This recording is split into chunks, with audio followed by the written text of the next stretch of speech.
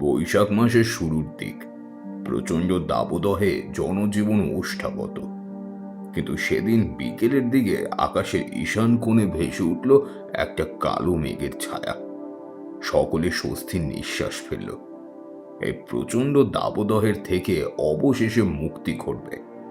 রাত ৮টার মধ্যেই সেই ঈশান কোণের মেঘ ছড়িয়ে পড়ল সারা আকাশ জুড়ে। কিছুক্ষণের মধ্যেই প্রবল বেগে ধেয়ে এলো এই মরশুমের প্রথম কাল বৈশাখী। ঝড়ের দাপটে হাসপাতালের ভিতরের গাছগুলো মনে হচ্ছিল বুঝি শিকড় উপড়ে যে কোনো সময় মাটিতে ধরাশয়ী হবে। হাসপাতালের সীমানার চৌহদ্দিতে সার দিয়ে দাঁড়িয়ে সুপারি গাছের সারি। সেগুলোর মধ্যে দু একটা শিকড় থেকে বিচ্ছিন্ন হয়ে মাটিতে উপড়ে পড়ল। ওই ঝড়ের মধ্যেই হাসপাতালের ওই চৌকিদারের ছেলে মেয়েদের ঝরে পড়ে যাওয়া ওই আম কুড়োনোর জন্য দৌড়াদৌড়ি করতে দেখে মনটা এক ঝটকায় মধুপুরে পৌঁছে গেল। আমরাও অপেক্ষা করতাম কবে কাল বৈশাখী নামবে, আর আমরা দল বেঁধে আম বাগানে গিয়ে কাঁচা আম কুড়াবো। তারপর পরের দিন দুপুরে নুন লঙ্কা চিনি দিয়ে মেখে উফ, এখনো ভাবলে জিভে জল চলে আসে। কি আর বলবো, সেই দিনও আর নেই, আর না আছে সেই আমের স্বাদ। এখন একটু টক জিনিস খেলেই দাঁত একেবারে টকে যায়।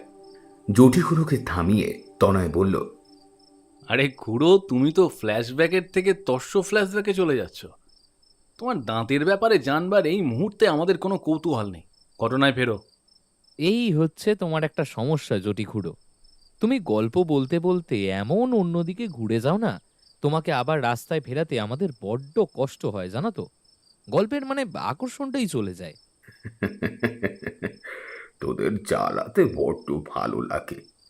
এই যে তোদের ছটফটানি, এটাই তো আমার পাওনা রে। তাছাড়া একটানা কথা বলতে শুরু করলে খুব কষ্ট হয় বুঝলি। বয়সটা তো কম হলো না রে, ৩-২০-১০ তো পেরো না।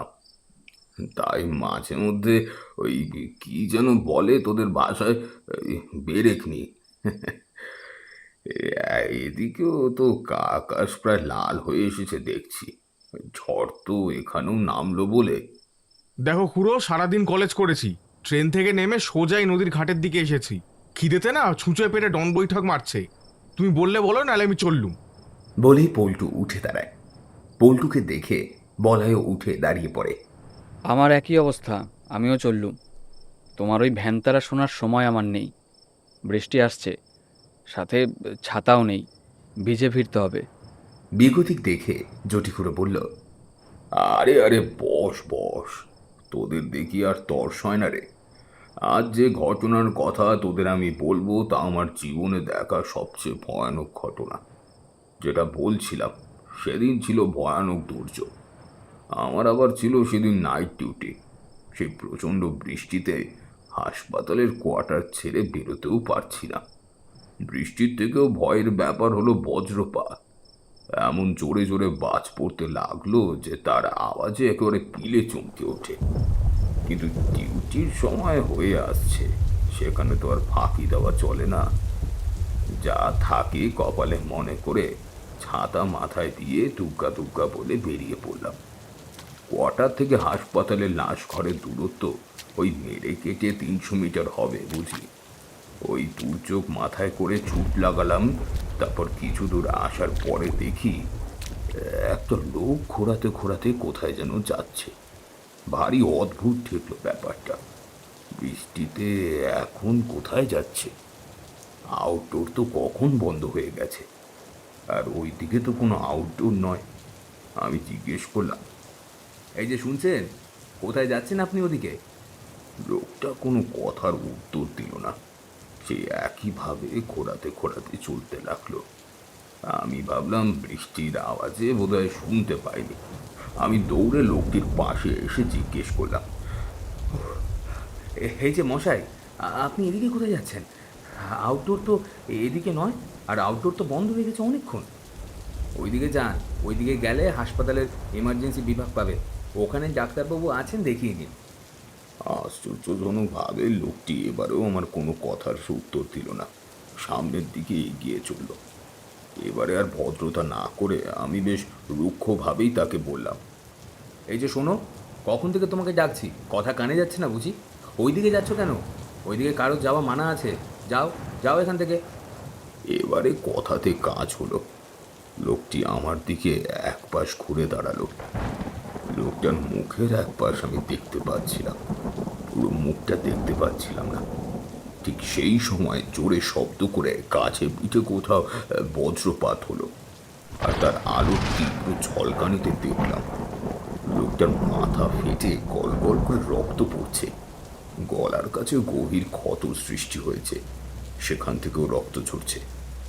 লোকটা অদ্ভুত হিস হিসে গলায় বলে উঠল, বলছি লাশ কাটা ঘরটা কোন দিকে একটু বলতে পারেন? লোকটার ওই রকম রক্তাক্ত বিভৎস অবস্থা দেখে আমি বললাম, লাশ কাটা ঘরে তোমার কি কাজ? তোমার তো এখন চিকিৎসার প্রয়োজন। যাও ওইদিকে যাও, জরুরি বিভাগ আছে, ডাক্তারবাবুকে বরং দেখিয়ে নাও। আমার কথা শুনে লোকটা আর কোনো কথা না বলে আমার দেখানো রাস্তায় চলে গেল। আমার ভারী অদ্ভুত ঠেকলো ব্যাপারটা। ভাবলাম হয়তো কোনো দুর্ঘটনা ঘটেছে, কোনো প্রিয়জন মারা গেছে, তাকে খুঁজতে এই লাশ কাটা ঘরের খোঁজ করছিল। মানুষ তো বিপদের সময় নিজের কথা বলে আপনজনকেই খোঁজে। আমি তাড়াতাড়ি পা চালিয়ে লাশ কাটা ঘরের ভেতরের অফিসে ঢুকে দেখলাম সুধীনদা বেচার মুখ করে বসে আছে। বুঝলাম আজ হাওয়া গরম। আমাকে দেখে তেলে বেগুনে চলে উঠল। এই কি ব্যাপারটা কি? হ্যাঁ, ঢিলছুড়া দূরত্বে হাসপাতালের কোয়ার্টার, সেখান থেকে আসতে এত দেরি যে? আমাকে সেই কোথায় এখন বাড়ি ফিরতে হবে। দাদা একটু দেরি হয়ে গেল। কি বৃষ্টি বলো, এই বৃষ্টিতে আমি এসে গেলেও তোমাকে কিছুতেই বেরোতে দিতাম না। কি বাজ পড়ছে দেখেছো তো? তাও তো এখন একটু কমেছে। তুমি যে কেন এখানে থাকছো না বুঝি না। আমার তো ফি হপ্তাহে নয় বাড়ি যেতে হয়। আমার কথার বেশ কাজ হলো। এক ঝটকায় সুদিনদার তিরিক্ষি মেজাজ পড়ে গেল। তারপর একটা দীর্ঘশ্বাস ফেলে বলল, কেউ কি আর শখ করে এত দূর যাতায়াত করে রে জটি? গ্রামে অত চাষের জমি, দিনমজুর দিয়ে খেতি করানো, তারা যদি একবার জানতে পারে যে আমি থাকি না সেখানে, তাহলে সব ফাঁকি মারবে রে। এই যে রোজ বাড়ি ফিরি, রোজ সকালে একবার খেতে ঘুরে তারপর এখানে আসি, নাইট ডিউটিতে সারাদিন কাজকর্ম দেখতে পারি। তোর বৌদি তো এসব সেরকম বোঝে না। যাক রে, চলি, বৃষ্টিটা একটু ধরেছে। সাবধানে যেও, দেখো আবার ট্রেন ঠিক মতন চলছে কিনা। তারপরে একটা কথা মনে পড়তে অবাক হলাম। সুদিনদা, আজ কি কোনো বেওয়ারিশ লাশ কিছু এসেছে? মানে কোনো দুর্ঘটনার কিছু খাতাতে আছে কিছু?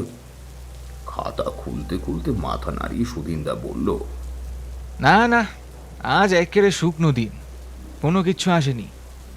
আজ রাতেও আসবে বলে মনে হয় না। বৃষ্টির রাত, বেশ ঠান্ডা ঠান্ডা আবহাওয়া।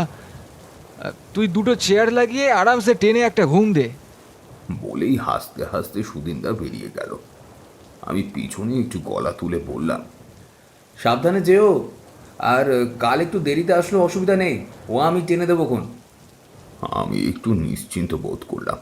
লোকটাকে আমি চিনি না, কিন্তু তাও তার ওই উৎকণ্ঠা দেখে খারাপ লাগছিল। তাহলে নিশ্চিতভাবে হাসপাতালে ভর্তি হয়েছে তার আপনজন। বৃষ্টির বেগ কমে এসেছিল, কিন্তু এলো পাথারি হাওয়াতে জলের ছিটে গায়ে এসে লাগছিল। আমি উঠে জানলাটা বন্ধ করে দিলাম। দেখলাম হাসপাতাল চত্বর একেবারে খালি হয়ে গিয়েছে। রাতও হয়েছে, কিন্তু তাও অন্যদিন এদিক ওদিক ছড়িয়ে ছিটিয়ে কিছু লোকজন থাকে। কিন্তু আজ ঝড় বৃষ্টির দাপটে সব পিঠ টান দিয়েছে। জানলাটা বন্ধ করে এসে নিজের জায়গাতে বসলাম।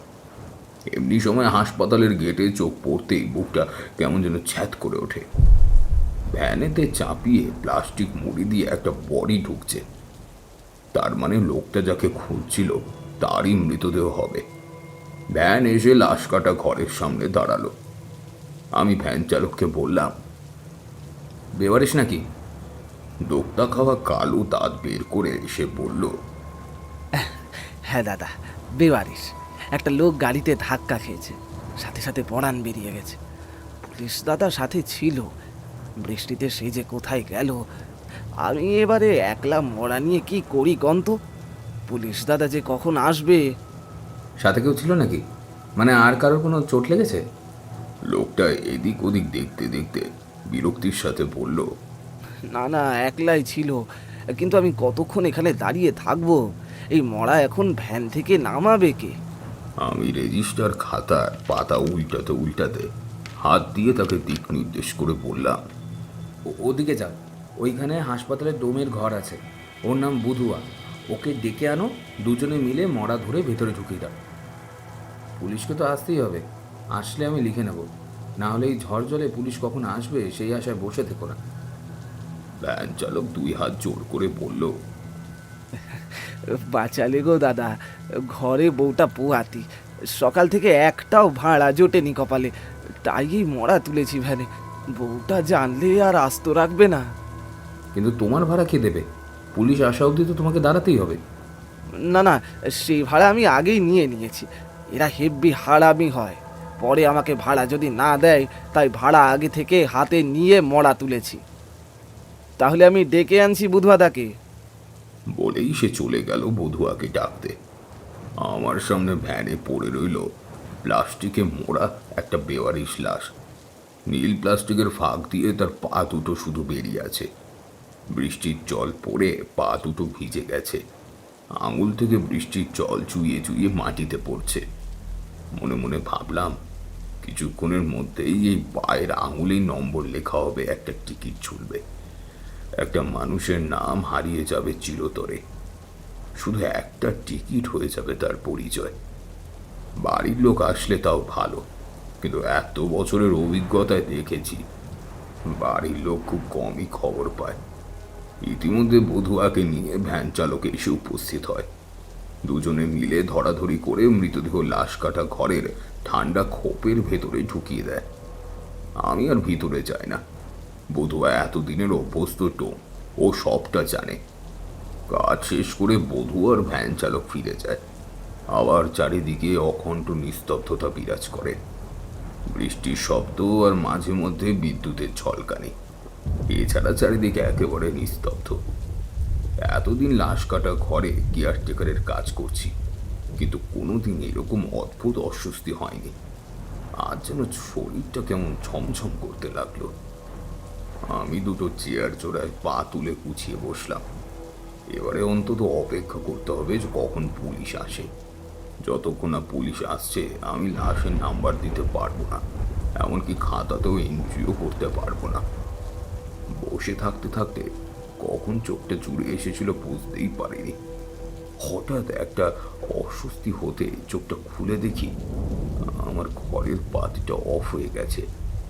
চারিদিক অন্ধকার দেখে বুকের ভেতরটা ছ্যাদ করে উঠল। লাশ কাটা ঘরের ভেতরে কিংবা হাসপাতালে জেনারেটরের ব্যবস্থা থাকলেও এই লাশ কাটা ঘরের বাইরে যেখানে এন্ট্রি হয় সেখানে জেনারেটরের লাইন নেই। তার ফলে এখানে যদি কখনো কারেন্ট অফ হয় তাহলে মোমবাতি একমাত্র ভরসা। আমি টেবিলের ড্রয়ার থেকে মোমবাতিটা বের করে দেশলাই ধরাতে যাব, ঠিক এমন সময় কিছুক্ষণ আগে শোনা সেই হেসে কণ্ঠস্বর আমার কান ছুঁয়ে পেরিয়ে গেল। লাশ কাটা ঘরে কোনো নতুন লাশ এলো? এমন আকস্মাৎ কথাতে আমার হাতটা কেঁপে উঠে দেশলাইটা হাতের উপরেই পড়ে গেল। আমি কাঁপা কাঁপা গলাতে বলে উঠলাম, তুমি এখানে যে? এখানে বাইরে লোকে আসার অনুমতি নেই, বললাম না তখন? এই অন্ধকারে কি করছো তুমি? জানতে আসলাম নতুন কোনো লাশ এলো কি না এই লাশ কাটা ঘরে। তা জেনে তোমার কি হবে? বেরো বেরো বলছি এখান থেকে, নাহলে কিন্তু আমি গেটের দারোয়ানকে ডাকবো। ঠিক এমনই সময় দপ করে ঘরের বাতিটা জ্বলে উঠল। ওমা, কেউ তো কোথাও নেই। ঘামে আমার সারা শরীরটা ভিজে গেল। তবে কি আমি স্বপ্ন দেখছিলাম? আমি দৌড়ে বাইরে এসে এদিক ওদিক দেখলাম, না, কোথাও কেউ নেই। বুঝলাম আমি এতক্ষণ স্বপ্নই দেখছিলাম। কেউ যদি এসে থাকতো এত অল্প সময় এখান থেকে চলে যাওয়া সম্ভব নয়। আবার এসে বসলাম। বাইরে বৃষ্টি থেমে গেছে, কিন্তু এলো পাতারি হাওয়াটা বন্ধ হয়নি। শনশন শব্দে ঝোড়ো হাওয়া বয়ে চলছে। কিছুক্ষণের মধ্যেই পুলিশের দুজন হাবিলদার এসে উপস্থিত হলো। তাদের সাথে কথা বলে দুর্ঘটনার স্থান সবকিছু নথিবদ্ধ করে তাদের সাথে নিয়ে আমি ভেতরে ঢুকলাম লাশের পায়ে টিকিট ছোলাতে। বাইরে ঢুকে সাদা কাপড়ে মরা দেহের পায়ের আঙুল অভ্যস্ত হাতে টিকিতে সুতো গলিয়ে বেরিয়ে আসব। কি মনে হলো একবার সাদা কাপড়টা সরিয়ে মুখটা দেখব ভাবলাম, কিন্তু সেটা আমাকে করতে হলো না। দেখলাম নিজের থেকে সাদা কাপড়টা সরে গেছে। শোয়ানো রয়েছে সেই ব্যক্তির লাশ যাকে কিছুক্ষণ আগে আমি হাসপাতালের চত্বরে ঘুরতে দেখেছি। মুখের এক পাশটা আমি দেখেছিলাম, এখন দেখলাম পুরো মুখটা। মুখের অন্য পাশটা একেবারে থেতলে গেছে, এমনকি মাথার ঘিলু অব্দি বেরিয়ে এসেছে। আমার শরীরে এখন এক অদ্ভুত কাঁপুনি দিতে শুরু করলো। মনে হলো আমি বুঝি এক্ষুনি পড়ে যাব। আমাকে ওই অবস্থাতে দেখে হাবিলদারেরা বাইরে বের করে আনলো। তারপর ভাবলো আমি বুঝি ওই রকম লাশ দেখে ভয় পেয়ে গেছি। আমি বেশ কিছুক্ষণ কাজের বাহানা দিয়ে তাদের আটকে রাখলাম, কিন্তু তাদের তো আমি সারা রাত আটকাতে পারবো না। কিছুক্ষণ পরে তারা চলে গেল। যাওয়ার আগে আমাকে বারবার জিজ্ঞেস করে গেল আমি ঠিক আছি কিনা। নিজেকে আর হাসির খোরাক না বানিয়ে আমি কোনো মতে জবাব দিলাম যে আমি ঠিক আছি, কিন্তু বুকের ভেতরের অস্থিরতা কিছুতেই কমেনি আমার। খালি মনে হতে লাগলো আমার পাশে কেউ একজন যেন দাঁড়িয়ে আছে, তার উপস্থিত আমি স্পষ্ট অনুভব করতে পারছি। আমি ইষ্ট নাম জপ করতে করতে বসে রইলাম, কিন্তু যেদিন কপালে গেরু থাকে সেদিন কারোর কিছুতেই কিছু করা যায় না। রাত 12টা নাগাদ আবার নামলো জোরে বৃষ্টি। কড়কড় শব্দে বজ্রপাত হতে শুরু করলো। হঠাৎ ঘরের বাতিটা নিভে গেল। চারিদিকে আবার নিশ্ছিদ্র অন্ধকার। হঠাৎ অনুভব করলাম আবার হাতের উপর হিমশীতল একটা স্পর্শ। সে স্পর্শ কোনো মানুষের হতে পারে না। আমি কেঁপে উঠে বললাম, কে কে কে এখানে?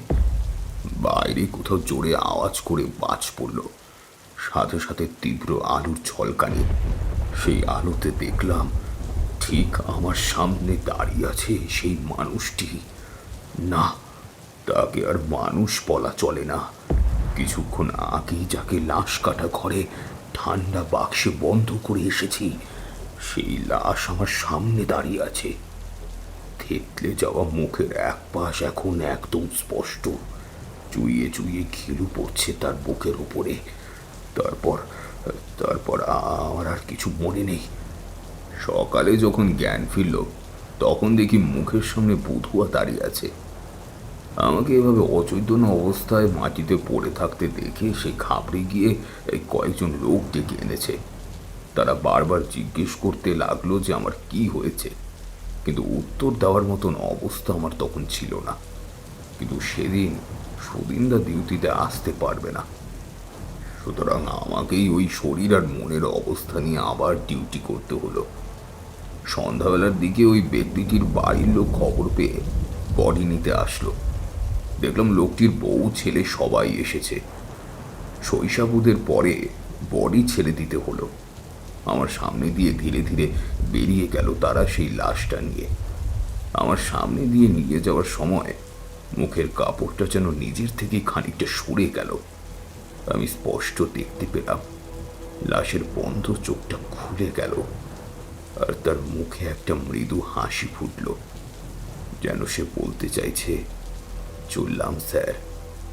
খুব অল্প সময়, মুহূর্তের মধ্যেই আবার সব স্বাভাবিক। তোরা কেন? সবাই হয়তো বলবে সেটা আমার মনের ভুল, কিন্তু আমি জানি সেদিন আমি ঠিক দেখেছিলাম। এই অবধি বলে জটিখুড়ো থামলেন। জটিখুড়োর কাহিনীতে সকলে এতটাই ডুবেছিল যে এরা কেউ খেয়ালই করেনি যে এখনো ইতিমধ্যে আকাশ লাল হতে শুরু করেছে, ঝোড়ো হাওয়া বইতে শুরু করছে। তনয়, হীরক, পল্টু, সজল এবং বলাই ওরা কোনো রকমে নিজেদের ব্যাগপত্র নিয়ে ছুট মারল নিজেদের বাড়ির উদ্দেশ্যে। পিছন থেকে জটিখুড়ো হাঁক দিল, ওরে দাঁড়া দাঁড়া, এই বুড়ো মানুষটাকে ফেলে রেখে কোথায় চললি? তোদের জন্যই তো এই ঝড় বাদলের মাথায় নিয়ে আমি নদীর পাড়ে আসা। আমাকে ফেলে রেখে চম্পট দিচ্ছিস? আরে তোদের মুখ দেখবো না কিন্তু, বলে দিলাম। আর এখন দাঁড়ালে আমাদেরকে সবাইকে ভিজে একসা হতে হবে। আমরা শুধু ভিজবো না, আমাদের বই খাতা সব ভিজে যাবে। বাড়িতে আবার নতুন বইয়ের টাকা চাইলে ধরে এমন ক্যালাবে। তোমার কাছে তো অত বড় ঢাউস একখানা ছাতা আছে, ওটা মাথায় দিয়ে টুকটুক করে বাড়ি চলে যাও খুড়ো। আমরা চললাম, হ্যাঁ? আবার পরে দেখা হবে শনিবার। গ্রামের নাম তীরডাঙ্গা। বাঁকুড়া জেলার অন্তর্গত এই গ্রামটিতে এখনো শহরের ইট কাঠ পাথরের অলিন্দ থাবা বসাতে পারেনি। গ্রামের পাশ দিয়ে তীর তীর করে বয়ে চলছে কংসাবতী নদী। সেই নদীর তীরে শস্য শ্যামলা হয়ে উঠেছে ধান ক্ষেতের সারি। ধান ক্ষেতের উপর দিয়ে যখন মৃদুমন্দ হাওয়া বয়ে চলে, মনে হয় যেন সুদৃশ্য ভেলভেটের কাপড় ক্ষেতের উপর বিছানো রয়েছে। হাওয়াতে তা কেঁপে কেঁপে উঠছে। শান্ত নিরুপদ্রব এই গ্রাম হলো তীরডাঙ্গা। এখানকার গ্রামবাসীরাও খুব শান্তপ্রিয়। গ্রামের বেশিরভাগ ছেলেরা এখন কেউ পড়াশোনার জন্য, কেউ বা কাজের জন্য শহরে গিয়ে থাকে, কিন্তু সবাই মোটামুটি শনিবার শহর থেকে কাজকর্ম সেরে গ্রামে ফিরে আসে। শনিবার ও রবিবার থেকে পরিবারের সাথে সময় কাটিয়ে সোমবার প্রথম ট্রেনে চেপে শহরে ফিরে যায়। যারা পড়াশোনা করতে শহরে গিয়েছে তাদের শনিবার করে গ্রামে ফেরার মূল আকর্ষণ হলো জুটিখুড়োর গল্পের আসর। জুটিখুড়ো বাঁকুড়ার সদর হাসপাতালে লাশ কাটার ঘরে কাজ করত। সেখানে খাতা লেখার কাজ করতেন তিনি। বহুদিন হলো অবসর নিয়ে তীরডাঙ্গা ফিরে এসেছেন। জুটিখুড়োর কাছে তার জীবনে ঘটে যাওয়া নানান রোমহর্ষক অভিজ্ঞতার কথা শুনতে তরুণ দলের আড্ডা এই কংসাবতী নদীর তীরে ঘটে। অনেক আগে অবশ্য এই ঘাট দিয়ে পারাপার চলত, তবে এখন নদীতে পলি জমায় এই ঘাট ব্যবহারের অযোগ্য হয়ে পড়েছে। মানুষের সেরকমভাবে এই ঘাটের দরকার পড়ে না। দিনের বেলাতেও গ্রামের মেয়ে বউরা স্নান সেরে টেরে নেয়। বিকেল থেকে শুরু হয় গল্পের আসর। তাই ভূতের গল্প শোনার জন্য এর থেকে আদর্শ জায়গা কিছু হতেই পারে না। তবে জুটিখুড়োর বলা ঘটনাগুলো কতটা সত্যি না সেগুলো মন গড়া, সেই নিয়ে ওদের মনে সন্দেহ থাকলেও তার গল্প বলার ক্ষমতার জন্য বিভিন্ন অবিশ্বাস্য ঘটনা সত্যি বলে মনে হয়।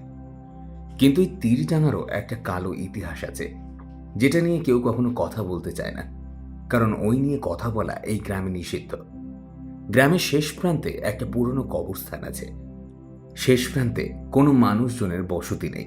চারিদিকে বুনো গাছপালা আর একটা মরচে ধরা লোহার ফটক। সেই লোহার ফটকের মধ্যে আছে বহুকালের পুরনো একটি কবরস্থান।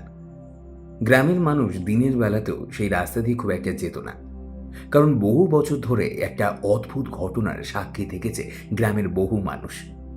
গভীর রাতে ঠিক 12টার সময় কবরস্থানের পাশের সরু রাস্তা দিয়ে একজন অচেনা পথিক হেঁটে যায় কবরস্থানের ভিতরে। সেই পথিকের হাতে ঝুলে একটা পুরনো লণ্ঠন। লণ্ঠনের হলুদ আলোয় সে ধীরে ধীরে হেঁটে কবরস্থানের ভেতরে ঢুকে যায়। কিন্তু অদ্ভুত ব্যাপার হলো, কেউ কখনো তার মুখ দেখতে পায় না। বেশ কিছু বছর আগে অবধি গ্রামের দু একজন কৌতূহলী মানুষ, যারা ভূত প্রেত বা কোনো অশরীরীতে বিশ্বাস করে না, কবরস্থানের পাশে ওত পেতে থাকত। তারা জানতে চেষ্টা করত হলুদ লণ্ঠন হাতে আদৌ কোনো মানুষের অস্তিত্ব আছে কিনা, নাকি পুরোটাই গুজব। কিন্তু তাদের মধ্যে অনেকেই দেখেছে হলুদ লণ্ঠন হাতে একজন লোক ধীরে ধীরে কবরস্থানের ভাঙা মরচে ধরা গেট দিয়ে ভেতরে চলে যাচ্ছে। কিন্তু তারা সারা রাত অপেক্ষা করে থেকেও তাকে আর ফিরে আসতে দেখেনি। ভোরের আলো ফুটতে তারা কবরস্থান থেকে বাইরে বেরিয়ে আসে। কোনো মানুষের অস্তিত্ব দেখতে পায়নি। গ্রামের এই শেষ প্রান্তে বসবাস করত কিছু সংখ্যালঘু সম্প্রদায়ের মানুষ। তাদের নিয়ে গড়ে উঠেছিল 20খানেক ঘর এবং এই মণ্ডলপাড়া। কিন্তু তারাও ধীরে ধীরে মণ্ডলপাড়া খালি করে চলে গেছে।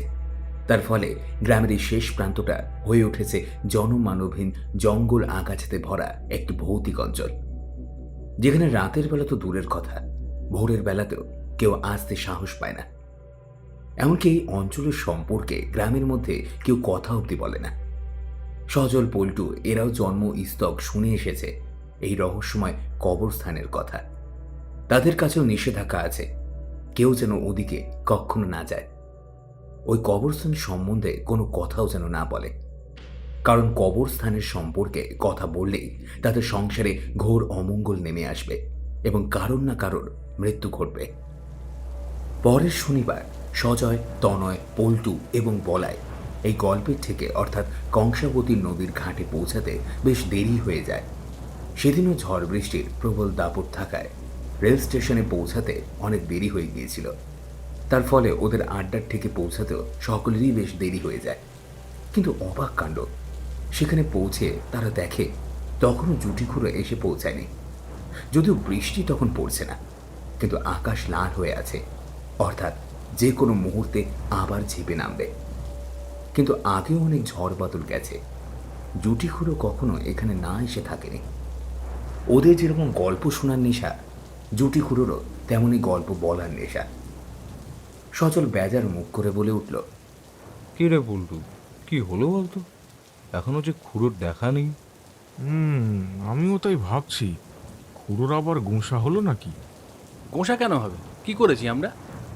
আরে আগের দিন আমরা খুঁড়োকে বৃষ্টিতে একলা ফেলে চলে গেছিলাম না, তাই মনে হয় রেগে মেগে আজ আসেনি।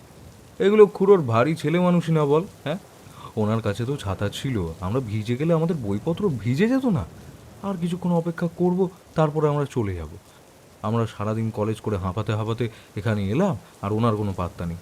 কেমন রাগ ধরে বলতো? দাঁড়া দাঁড়া, উত্তেজিত হোস না। ওর শরীর খারাপও তো হতে পারে। তুই উত্তেজিত হলে তোরই শরীর খারাপ হবে। ওরা বন্ধুরা সজলকে খুব একটা বেশি উত্তেজিত হতে দেয় না, কারণ ছোটবেলা থেকে সজলের হার্টের একটা অসুখ আছে। তাই বেশি উত্তেজনা বা রাগ কোনোটাই সজলের শরীরের পক্ষে ভালো নয়। এমনকি সজলের বাড়ির লোক তাকে শহরের পড়াশোনা করতে দিতে রাজি ছিল না, কিন্তু বাকি বন্ধুদের অনুরোধে তারা রাজি হয়েছেন। তাই তনয়, পল্টু, হীরক, বলাই সবসময় সজলকে সামলে রাখে। সজল বেজার মুখ করে বলে, জানিস, আজ মেজাজটা এমন খিঁচড়ে আছে, কি বলবো। কেন রে, কি হলো? আর বলিস না, তোরা তো ট্রেনে অন্যদিকে ছিলিস। আমার পাশে একটা লোক বসেছিল। লোকটা বাইরে থাকে, দীর্ঘদিন পরে নিজের গ্রামে ফিরছে। আমাদের আগের স্টেশনেই নেমে গেল। কথায় কথায় লোকটা যখন শুনলো আমি তীরডাঙাতে থাকি, ব্যাস অমনি কেমন আলতু ফালতু কথা বলতে লাগলো। আমাদের তীরডাঙ্গা নিয়ে আলতু ফালতু কথা বললো, আর তুই সেটা শুনে নিলি? থাম না, একটু কি বলছে সেটা শুনতে তো দে। এই লোকটা কি বলছিল রে সজল? ব্যাপ, ওই কবরস্থানের কথা তুলছিল। বলছিল আমাদের তীরডাঙ্গা নাকি কুসংস্কারে ডুবে আছে। আগে যা ঘটেছে ঘটেছে, তখন গ্রামে অত শিক্ষিত মানুষ ছিল না, কিন্তু আমাদের মতন শিক্ষিত তরুণ যুবকের দল গ্রামে থাকি। আমরা শহরে থেকে লেখাপড়া করি, তাও গ্রামের এইসব কুসংস্কার আমরা নাকি কাটাতে পারছি না। ওহ, এই কথা। ধুর, বাদ দে তো। তুই ওসব কথা মাথা থেকে বের করে দে একবারে। না রে, তো নয়, কথাটা উড়িয়ে দেওয়ার মতো নয়। আর কথাটা তো একদিক দিয়ে সত্যি। আমাদের বাড়ির লোক জ্ঞান হওয়ার পর থেকে কবরস্থান সম্পর্কে আমাদের যেটা বুঝিয়েছে আমরা সেটাই মেনে নিয়েছি। কিন্তু এখন আমরা অনেক বড় হয়েছি, কখনো নিজেদের যুক্তি দিয়ে, বুদ্ধি দিয়ে বিচার করার অথবা বুঝবার চেষ্টা করেছি কি বলতো? ভাই তুই একটু থাম। সবকিছু বিচার বুদ্ধি বিজ্ঞান দিয়ে বিবেচনা করা যায় না। দশকের পর দশক ধরে একটা কথা সবাই মেনে চলছে, তার পিছনে নিশ্চয়ই কোনো কারণ আছে। নিশ্চয়ই এমনি এমনি একটা গ্রাম খালি করে লোকজন চলে যায়নি। আর আমরা এই প্রসঙ্গে আর আলোচনা করব না, তোকে অনুরোধ করছি, তুইও করিস না। তোরা যাই বলিস, ট্রেনের ওই ভদ্রলোকের কথা শোনার পর থেকে মনটা কেমন যেন অশান্ত হয়ে আছে। আমি নিজে একবার কবরস্থানে যেতে চাই, দেখতে চাই সত্যিই আজও ওখানে লণ্ঠন জেলে কোনো পথিক যায় কিনা। বাবারা বুঝি কবরস্থান নিয়ে কথা বলছো? কে যেতে চাইছে সেখানে? কার এত সাহস শুনি একটু? ওদের সবাইকে চমকে দিয়ে হিস হিসে ঠান্ডা গলাতে কে যেন বলে উঠল এই কথাটা। ওরা চমকে সামনে তাকাতেই দেখে একটা কালো আলোয়ান গায়ে একজন লোক পা টানতে টানতে তাদের দিকে এগিয়ে আসছে। লোকটার মাথাটাও আলোয়ানে ঢাকা রয়েছে। কোথা থেকে এলো লোকটা? ওরা তো এইখানেই বসে আছে অনেকক্ষণ। ওরা এর ওর মুখ চাপাচাপি করতে লাগলো। ওদের মধ্যে সজল একটু সাহসী, সে গলাটা একটু খাঁকড়ে বলল, কি ব্যাপার, আপনি কে? আপনাকে তো ঠিক চিনলাম না। লোকটার মুখটা দেখা যাচ্ছে না, পুরোটাই আলোয়ানে ঢাকা। ঝড় বৃষ্টির জন্য পরিবেশ শীতল হয়েছে ঠিকই, কিন্তু আলোয়ান গায়ে দেওয়ার মতো ঠান্ডা এখনো হয়নি। লোকটা সজলের প্রশ্নের উত্তর না দিয়ে বলল, আমি যেটা জিজ্ঞেস করলাম সেটা বলো তো দেখি। কার এত সাহস যে কবরস্থানে যাবে? আপনাকে আমরা চিনি না, জানি না, আপনাকে সব কথার উত্তর দেবো কেন? আপনি আসুন। এই, আজ আর মনে হচ্ছে জটি খুঁড়ো আসবে না। এই টিপ টিপ করে বৃষ্টিও শুরু হলো। চল আমরা বাড়ি ফিরি, এখানে বসে থেকে লাভ নেই। সজল ঠিকই বলেছে। চল তো আমরা বাড়ি যাই। আর সত্যিই টিপ টিপ করে বৃষ্টি শুরু হয়েছে, আবার কখন জোরে নেমে যাবে। এই চল চল চল। এবার লোকটা খিক খিক করে হেসে ব্যঙ্গ করে বলে উঠল, এই মাত্র যেন কানে এলো তোমাদের মধ্যে কে যেন বলছিল তোমরা বিজ্ঞানের ছাত্র, সব যুক্তি বুদ্ধি দিয়ে বিচার করবে। এখন আমাকে দেখে সব পালায় পালায় করছো যে। আমরা কি বলছিলাম না বলছিলাম আপনাকে বলতে যাবই বা কেন? আপনি জানতো এখান থেকে? কি নাছোড়বান্দা লোকটা মাইরি। আমরা কথা বলতে চাইছি না, তাও পিছন ছাড়ছে না। এর থেকে ভালো বরং আমরাই চলে যাই। এই চল চল তো। বসো বাবারা, যেও না। বহুকাল লোকে কবরস্থান নিয়ে কথা বলে না। তোমরা আলোচনা করছিলে, কানে এলো, তাই এলাম তোমাদের কাছে। কবরস্থানের ঘটনার আমি ছিলাম শেষ সাক্ষী। তোমরা যদি শুনতে চাও তোমাদের আমি শোনাতে পারি। লোকটার এই কথাটা কাজ হলো। ওরা সবাই নড়ে চড়ে বসল। লোকটা বলে কি ওই কবরস্থানের ঘটনার শেষ সাক্ষী? নির্ঘাত আষাঢ়ে কোনো গল্প শোনাবে। সজল হীরকের কানে কানে ফিসফিস করে বলল, বসে যা, লোকটা কি গল্প শোনায়, শুনে যাই। এমনি তো আর জটিগুলো আসলো না, আমাদের গল্পের হাটটা জমলো না। যদি এই লোকটা কোনো কাহিনী আমাদের শোনাতে চায়, ক্ষতি কি? আমরা না হয় গল্প ভেবে শুনে নিই। কবরস্থানের নাম নেওয়াও যে আমাদের বারণ, ভুলে গেছিস নাকি? আর সেখানকার গল্প শুনবো? আমরা সবাই তো আছি, তুই ওরকম করছিস কেন? শোন শোন, কি আসার গপ্প ফাঁদে লোকটা। আমার তো হেব্বি কৌতূহল হচ্ছে। তারপর আলোয়ান ঢাকা লোকটার দিকে তাকিয়ে সজল বলল, বলুন, কি বলতে চান? আমরা মোটেই ভীতু নই যে ভয় পেয়ে পালিয়ে যাব। সজলের কথা শুনে লোকটা বেশ প্রসন্ন হয়ে বলল, বেশ বেশ, খুব ভালো কথা। বাবারা, আমিও এক সময়ে তোমাদের মতোই ছিলাম। কোনো কিছুতে ভয় পেতাম না, সব কিছু নিজের যুক্তি বুদ্ধি দিয়ে বুঝে নিতে চাইতাম। অবশ্য তোমাদের মতন অত লেখাপড়া জানতাম না, কিন্তু নিজের চোখে কিছু না দেখে কিছু বিশ্বাস করতেও মন চাইতো না। আমার এই স্বভাবের জন্য আমার আম্মা আব্বু সব সময় আমাকে নিয়ে চিন্তায় থাকতো। তখন আমাদের নিবাস ছিল গ্রামের শেষ প্রান্তে ওই মণ্ডল পাড়াতে, আর তার লাগোয়া ছিল সেই কবরস্থান। এই অবধি বলে লোকটা থেমে যায়। তারপর সজলের দিকে ফিরে বলে, আমি ঠিক তোমার মতোই ছিলাম, যুক্তি দিয়ে সব জিনিস বুঝে নিতে চাইতাম। গ্রামের সকলের মুখে শুনতাম সেই ভুতুড়ে পথিকের কথা, যে প্রতি অমাবস্যার রাতে হাতে লণ্ঠন নিয়ে কবরস্থানে ঢুকে যেত। আমি একবার ঠিক করলাম, পরের অমাবস্যার রাতে আমি নিজে সেখানে যাব, নিজের চোখে দেখে নেব ব্যাপারটা ঠিক কি হয় সেখানে। আপনি গেছিলেন সেখানে? তবে যে সবাই বলে ওখানে কেউ যদি ওই পথিকের মুখ দেখতে চায় সে নাকি আর ফিরে আসে না। আপনি তো দিব্যি ফিরে এসেছেন, আর আমাদের সাথে বসে গল্পও শোনাচ্ছেন। দেখছিস তো তোদের কেমন অন্ধবিশ্বাস। ভাগ্যে সেনার সাথে দেখা হলো, না হলে সারা জীবন আমরা ওই এক ভুল ধারণা নিয়ে বসে থাকতাম। হ্যাঁ, তারপরে বলুন আপনি, কি হলো তারপর? ইতিমধ্যে চারিদিকে ঝোড়ো হাওয়া বইতে শুরু করেছে। কিন্তু ওদের ওখান থেকে উঠে যেতেও মন চাইছে না। সকলের মনের মধ্যে কৌতূহল জমাট বেঁধে রয়েছে। এরকম একজন প্রত্যক্ষদর্শীর সন্ধান পাওয়া গেছে। লোকটি এবার যেন খানিকটা বিরক্ত হলো। হিসেসে গলাতে একরাশ বিরক্ত চড়িয়ে বলল, আমি যখন কথা বলবো আমাকে মাঝ পথে থামাবে না। এটা কোনো গল্প কথা তো নয়, আমার সাথে ঘটে যাওয়া সত্যি ঘটনা। মন দিয়ে শুনতে হবে তোমাদের। হ্যাঁ, যা বলছিলাম, আমি ঠিক করলাম সামনের অমাবস্যায় আমি নিজে গিয়ে দেখব যে সেখানে কোনো ভুতুড়ে পথিক লণ্ঠন হাতে আসে কিনা। এই রহস্যের শেষ দেখেই ছাড়ব। ইতিমধ্যে এই ভুতুড়ে ঘটনার জন্য অনেক লোক তাদের ঘর বাড়ি ছেড়ে চলে যাচ্ছিল ভিন গাঁয়ে। এ তো হতে দেওয়া যায় না। রাত তখন বেশ গভীর। আমি ধীরে ধীরে বাড়ির থেকে বেরিয়ে আসলাম। অমাবস্যার জন্য ঘুটঘুট করছে অন্ধকার, এতটাই অন্ধকার যে নিজের হাতের তিল অবধি দেখতে পাওয়া যাচ্ছে না।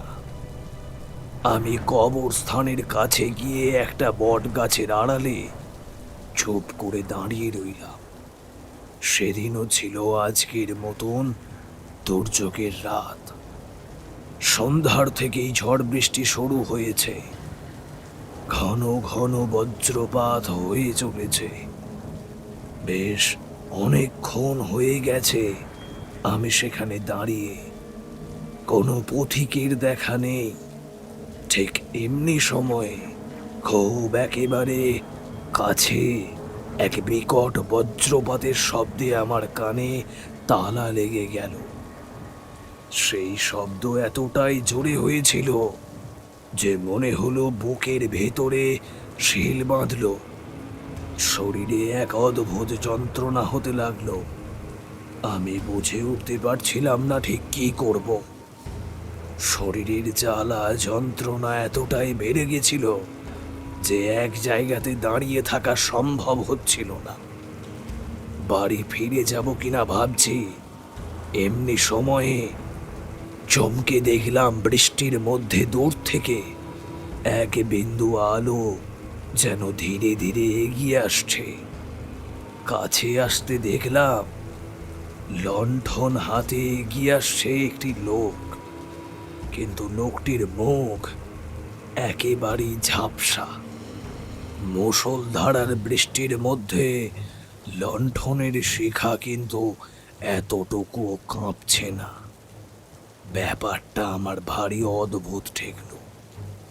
লোকটা এসে কবরস্থানের ভাঙা লোহার ফটকের সামনে দাঁড়ালো। আমার মনে এক অদ্ভুত জেদ এসে গেল। না, আজ লোকটার মুখ আমি দেখেই ছাড়ব। বট গাছের পেছন থেকে বেরিয়ে আসলাম। এগিয়ে গেলাম লোহার ফটকের দিকে। লোকটি তখন সেখানে দাঁড়িয়ে। আমি ধীরে ধীরে তার পিছু নিলাম। লোকটি বুঝতে পারলো কিনা জানি না, কিন্তু সে তখন আবার পথ চলতে শুরু করল। ধীরে ধীরে কবরস্থানের ভিতরে সে প্রবেশ করল, আর তার পিছু পিছু আমি। ধীরে ধীরে লণ্ঠন হাতে সেই লোকটি পুরো কবরস্থানটিকে একবার প্রদক্ষিণ করল। লণ্ঠনের আলো ফেলে ফেলে সে এদিক ওদিক দেখতে লাগলো। আমার মনে হলো সে যেন কিছু খুঁজছে। আর সবচেয়ে অবাক কাণ্ড হলো, ততক্ষণে আমার শরীরে যে যন্ত্রণা হচ্ছিল সেটা কমে গিয়েছে। তার ফলে আমার আর লোকটির পিছনেতে কোনো অসুবিধা হচ্ছিল না। লণ্ঠনের আলো ফেলে ফেলে লোকটি প্রত্যেকটি কবরের ওপর যে নাম লেখা আছে সেগুলো পড়ছিল বলে আমার মনে হলো। এবারে সে গিয়ে দাঁড়ালো কবরস্থানের একেবারে দক্ষিণ কোণে, অর্থাৎ একেবারে শেষ প্রান্তে। একটি কবরের সামনে একেবারে স্থির হয়ে দাঁড়ালো সে। তারপর ধীরে ধীরে পেছন ঘুরে আমার মুখোমুখি দাঁড়ালো সে। এবারে আমি তার মুখ একেবারে স্পষ্টভাবে দেখতে পাচ্ছি। তাকে দেখে আমার শরীর দিয়ে একটা চোরা স্রোত খেলে গেল। ভয়ে বুকের ভেতর দামামা বাজতে শুরু করলো। এ কে দাঁড়িয়ে আমার চোখের সামনে? এ তো আমি নিজেই দাঁড়িয়ে রয়েছি। হ্যাঁ, তাই তো, এই তো লণ্ঠন হাতে আমি দাঁড়িয়ে রয়েছি। লণ্ঠনের আলোতে দেখলাম একটা নতুন কবর স্থাপন করা হয়েছে। তাতে ফলকে নাম লেখা আছে মোহাম্মদ আলম। পাশে খোদাই করা আমার জন্মসাল, আর দিন এবং মৃত্যুর দিনের পাশে সেদিনের তারিখ। আমি চিৎকার করে উঠলাম, তুমি কে? আমি তো বেঁচে আছি, আমার কবর কেন খুঁড়েছো তুমি? এবারে আকাশ বাতাস কাঁপিয়ে হেসে উঠল। সে আঙুল দিয়ে দেখালো আমি যেখানে দাঁড়িয়েছিলাম সেই বট গাছটিকে। দেখলাম পাঁচ পড়ে বট গাছটিতে দাউ দাউ করে আগুন জ্বলছে। এবারে নিজের শরীরের দিকে তাকিয়ে দেখলাম আমার শরীরটাও পড়ে ছাই হয়ে গিয়েছে। আমার শরীরের ছাইগুলো বৃষ্টিতে ধুয়ে কবরের পাশে গিয়ে জমা হচ্ছে। কি আবল তাবল কথা বলছো? তুমি তো আমাদের সামনেই বসে রয়েছো। ততক্ষণে বেশ জোরেই বৃষ্টি নেমেছে, বিদ্যুৎও চমকাচ্ছে ঘন ঘন। লোকটি তার গায়ের আলোটা সরিয়ে দিতে বিদ্যুতের আলোতে ওরা দেখল লোকটার পুরো শরীর পুড়ে গিয়ে ছাই হয়ে গেছে। বৃষ্টির জলে সেই ছাই ধুয়ে বাতায়নির জলের সাথে মিশে যাচ্ছে। ধীরে ধীরে লোকটার পুরো শরীর হাওয়াতে মিলিয়ে যেতে থাকে। হাওয়াতে ভেসে আসে একটা হিসহিসি কণ্ঠস্বর। আমি তো আমার পরের পথিককে পেয়ে গেলাম। আমার মুক্তি হলো। এবারে তোমার পালা নতুন পথিক খোঁজার।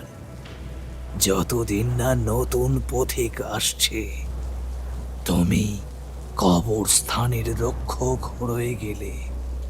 সজল মাটিতে পড়ে যায়, তার শরীরটা ধনুকের মতো বেঁকে যায়। দুটো চোখ ঠেলে বাইরে বেরিয়ে আসে।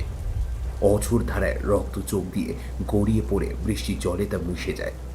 হাত পা সব বেঁকে যেতে থাকে।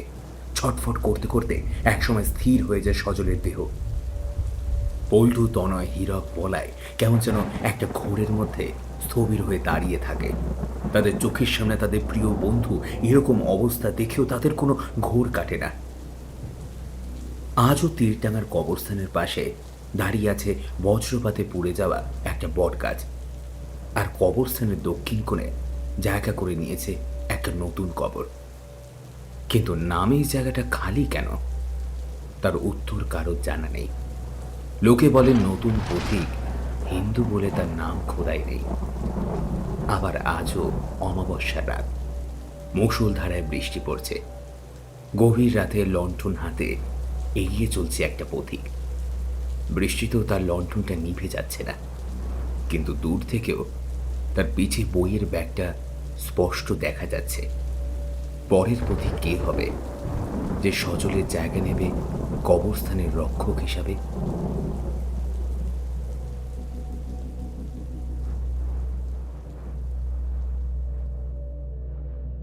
শুনছিলেন লেখিকা মৌমিতা মুখার্জির কলমে গ্রাম বাংলার একটি ভূতের গল্প, বাঁকুড়ার ভুতুড়ে হাসপাতালে।